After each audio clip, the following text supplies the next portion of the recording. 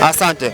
Hii mbegu ina sifa nyingi, lakini sifa kuu kwanza ni tunasema ni mbegu ambayo inakuwa haraka.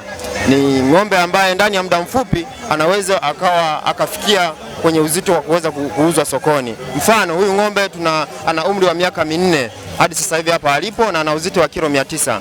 Kwa hiyo hadi hapo alipo ana umri wa miaka 4. Kwa dume kama huyu hapa alipo sasa hivi tunamuuza milioni 14. Kwa mtu anayehitaji mbegu tunamuuza kwa milioni 14. Lakini kwa yule ambaye anahitaji labda ndama ambaye bado ni mdogo, dume kuanzia miezi 6 anauzwa milioni 1.5. Ndio. Kuna ndugu yangu anataka kuongeza jambo pia hapa.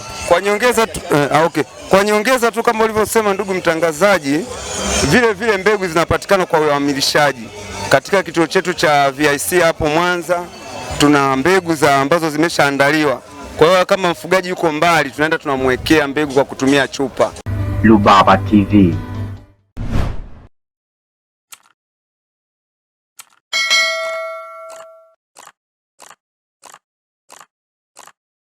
Ya Muhongolo, na kama ilivyo kawaida tunatembelea watu kadhaa au mabanda tofauti ambao wanafanya kilimo na ufugaji kibiashara, na hapa tumekutana na kitu interesting. Tumekutana na ng'ombe wa nyama, tukaona ni vyema tuweza kuzungumza na wahusika ili tufahamu hasa nini ambacho kinaendelea hapa. Pengine labda kama na wewe ulikuwa unataka mbegu au unahitaji mbegu bora, basi hapa ni mahali sahihi. Kwanza brother, hongera kwa kitu ambacho mnakifanya. Asante sana. Nashukuru pia kwa kuruhusu kufika hapa. Asante ndugu mtangazaji. Ningependa ujitambulishe ni nani na hapa hasa mnahusika na nini? Asante. Kwa majina naitwa Maximilian Osim Disanga, ni afisa mifugo wa halmashauri ya wilaya ya Magu.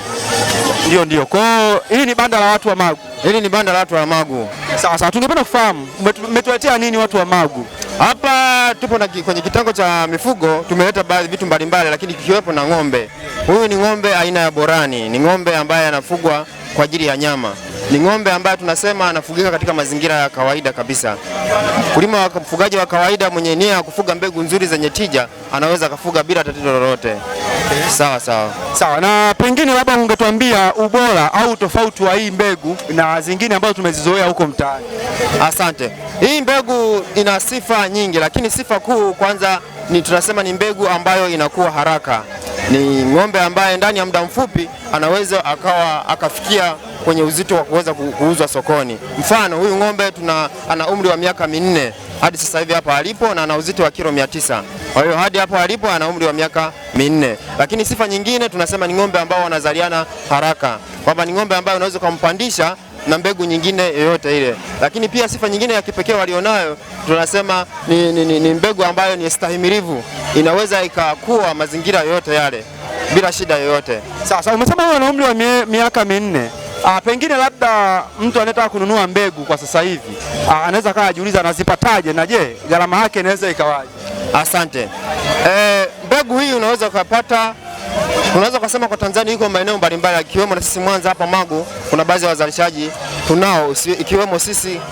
Huyu hapa mfugaji maarufu anaitwa Kaswamira Farm, ambaye kwa dume kama huyu hapa alipo sasa hivi tunamuuza milioni 14. Kwa mtu anayehitaji mbegu tunamuuza kwa milioni 14. Lakini kwa yule ambaye anahitaji labda ndama ambaye bado ni mdogo, dume kuanzia miezi 6 anauzwa milioni 1.5. Ndio. Kuna ndugu yangu anataka kuongeza jambo pia hapa.